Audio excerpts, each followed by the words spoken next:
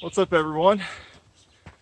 It is Saturday, May 27th, around noon, and it is Memorial Day weekend, and I am taking 3 days in the Franklin area to try to explore some fire towers and keep checking them off my list. Today, my first stop is my only big hike of the day.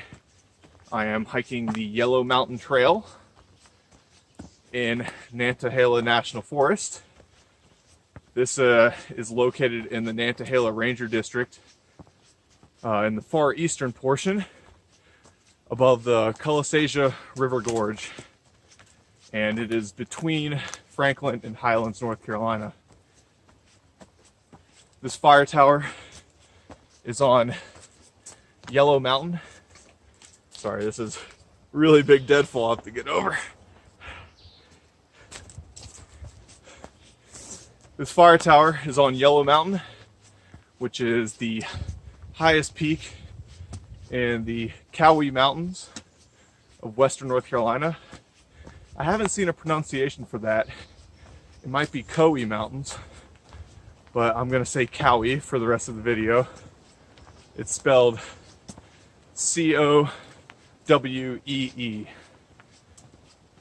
And this peak is 5,127 feet high, and it's kind of a rugged range that's sandwiched between the Great Balsam Mountains, Plot Balsam Mountains, and the Nantahala Mountains. And most of the peaks are between 3,000 and 5,000 feet, and there's not a lot of trails through here, a lot of private land. This trail in previous guidebooks is listed as 10 miles round trip, but I think it's been rerouted some, and it might be closer to 12 or 13 miles, so I'm not really sure. But we should get some views up ahead from some cliffs, and then there's a huge up and down, and then finally get to the lookout tower, and should be some awesome views as long as the clouds don't roll in. An obvious side trail just about half a mile into the hike leads to this spot. It's actually got a proper name on the USGS map, Western Cliffs. I thought it'd be more expansive than this. This is really the only window I get to the west of the Cullasaja Gorge, but it is a long band of cliffs, so maybe further up on the hike there will be some more spots to see. Otherwise, this is underwhelming.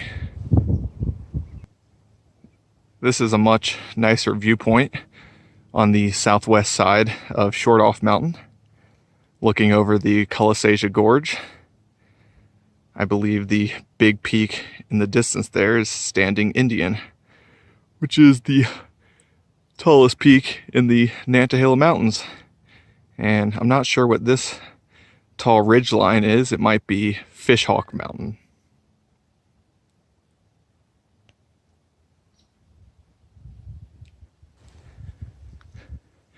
Giving you an idea of what the trail has been like so far. After a brief ascent up Cowee Mountain, it kind of leveled off on a plateau. Then there's another switchbacking ascent to Shortoff Mountain, which is the second tallest peak in the Cowee Mountains at 5,020 feet. And it's just another nice forested plateau with, now that it's at the end of May, just tons of greenery everywhere, lots of ferns and grasses.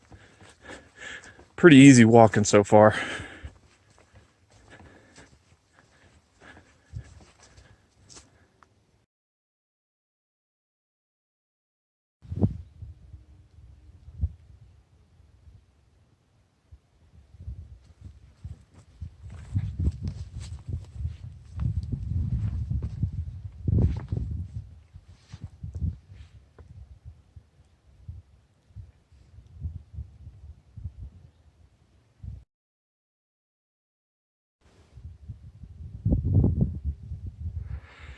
Made it to the summit of Yellow Mountain.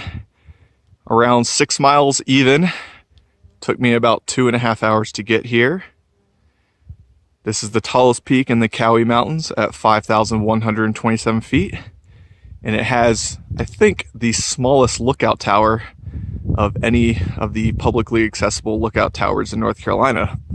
The deck is only 7.5 feet above the ground. It's very quaint, and it was built in 1934. But really the highlight is this awesome open views from this really cool set of rocks with potholes. Get views west over the Cullasaja River Gorge. That broad massif in front are the Fishhawk Mountains. And then the distance there, the biggest peak is Standing Indian in the southern Nantahala wilderness. Looking southwest, there's a peak with basically a nipple on top. I believe that is Fodderstack Mountain, which is just outside of Highlands. And then immediately south here is Yellow Mountain Gap and Shortoff Mountain. So I hiked basically from here all along that ridge.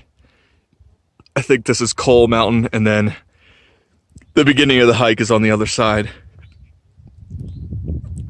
Directly south here is Whiteside Mountain, and you can see some of the cliffs on the north side, but the really big cliffs are on the other side of the mountain. Behind that is Little Terrapin Mountain and Terrapin Mountain, which isn't fully visible. And then there's a collection of peaks here. All have lots of cliffs dropping off of the Highlands Plateau. Most of the major waterfalls of North Carolina are all in this region, as the mountains drop over 2,000 feet into South Carolina.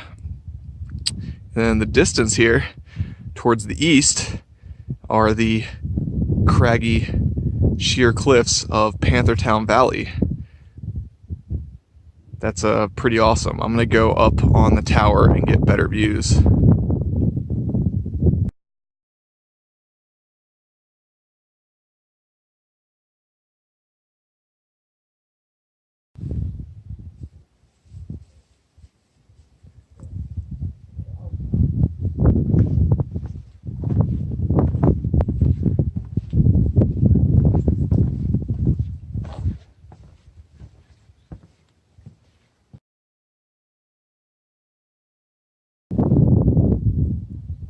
At the top of the lookout tower, only about 8 feet above the ground, but I get a little bit better views despite the supporting cable east of Panthertown Valley.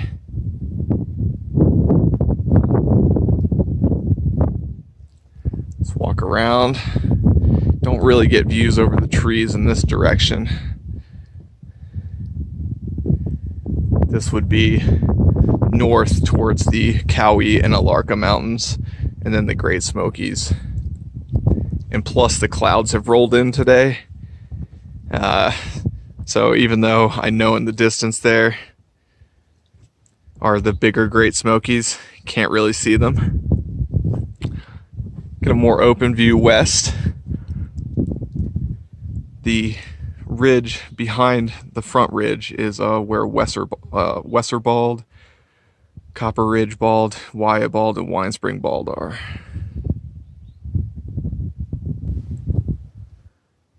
It's a little cleared rock area on the west side of the summit, which gives me more open views north of the Cowee Mountains and the Great Smokies in the hazy distance. All around there. And down there's the Cullasaja River going towards Franklin.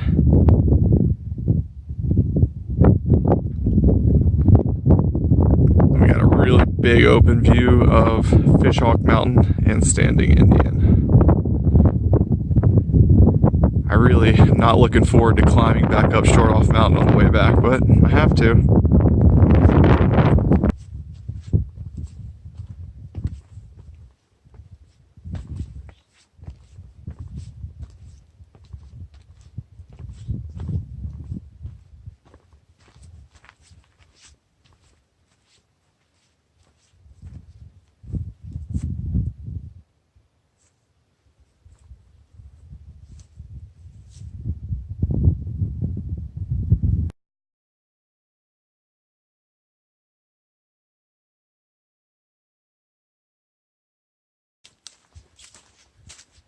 I'm about to finish the hike.